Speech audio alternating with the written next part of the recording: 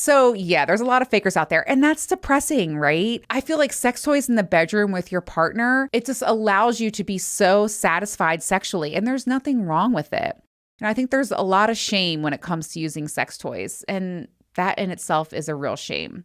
I know friends that hide their toys. They tuck it away in a shoebox or put it underneath their scarves in the back of their closet.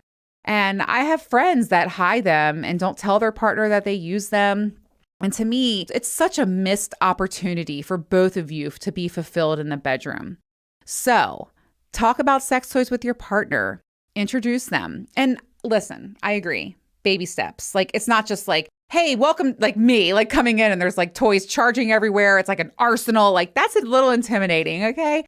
But you could start slow. And I just want to remind everyone, and especially men, toys are not your competition. They're your tag team partner.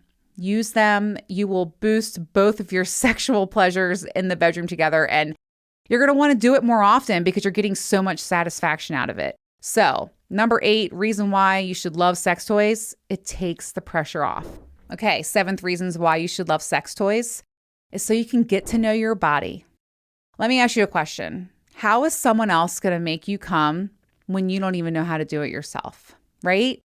I am here to tell you that the reason why I enjoy sex so much and I am so confident and secure with who I am in the bedroom is because I've played with myself countless hours, years probably at this point. And it's a big reason why I have such a fulfilled sex life is because I'm confident, I'm secure, I know my body so well, I know what it takes to get there.